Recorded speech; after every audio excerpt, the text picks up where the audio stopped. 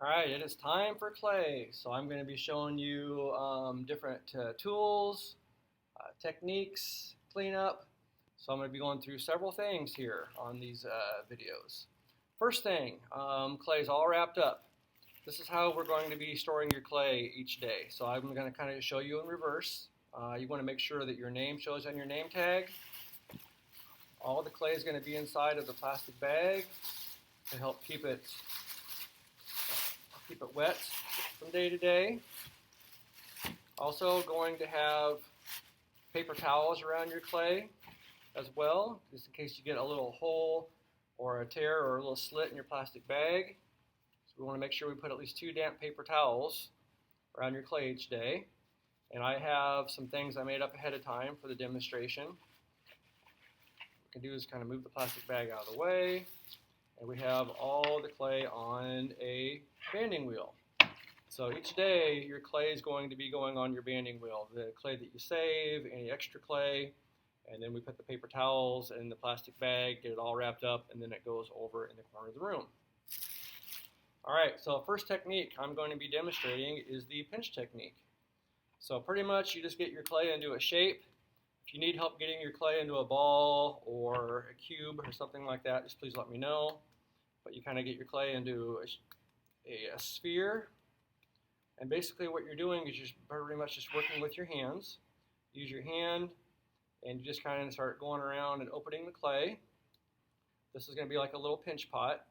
It's about one of the simplest things you can do.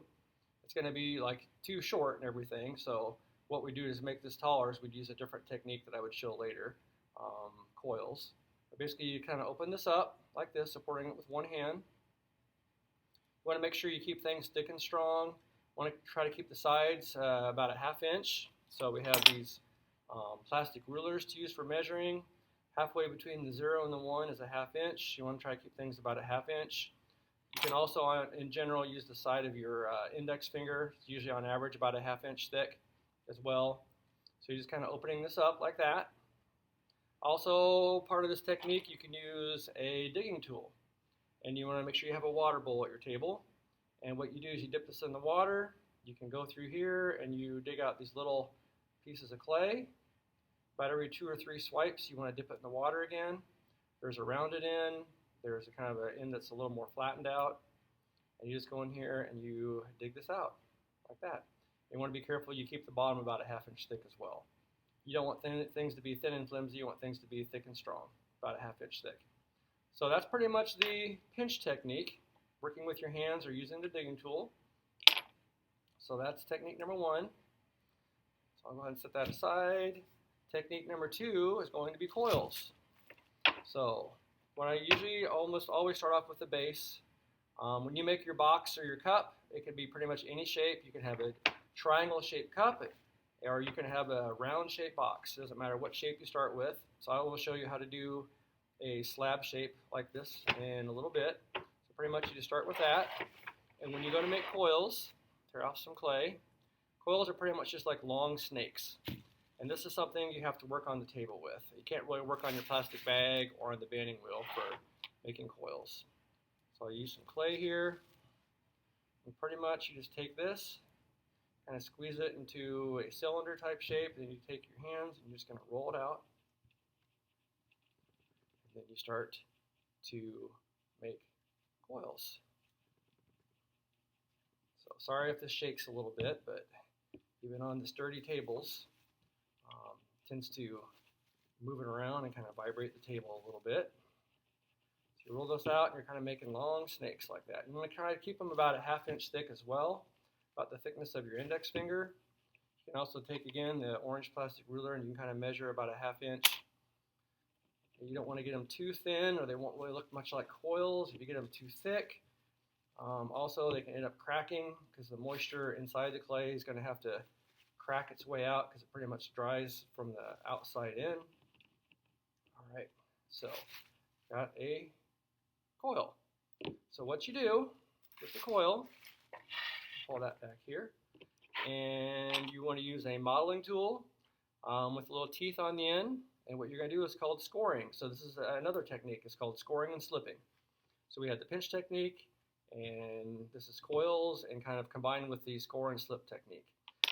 If you're just practicing, which you want to do for a class period or two, at least one full class period, you're just going to put it on here like this, kind of practice it, and you're going to take it and you're going to tear it all apart, try something else. But if you're going to do it for real, like after you practiced, dip your tool in the water, and we can just kind of spin the banding wheel around. You get these little grooves going around here.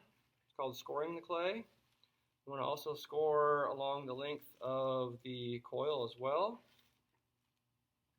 Score along here. So when we put it together, it's kind of like blending paint. We're going to take it, and when we put these pieces together, it's going to be like interlocking your fingers like this. Okay, otherwise, when you put clay together, you're pretty much just overlapping. You're just kind of shoving it this way, or like this, you know, and it's not going to end up holding together very well. So we don't want to go like this, or like this, or like this. You know, we want to make sure we get a really good, tight connection like that. So then what you do is we're just going to take a toothbrush. We're going to make what's called slip. So you tap off some water. Don't want to have it completely make a flood. Some water here on the scoring. Here, I want to go down the distance of the coil as well. Again, not making a flood, so you want to make sure you tap off most of the water.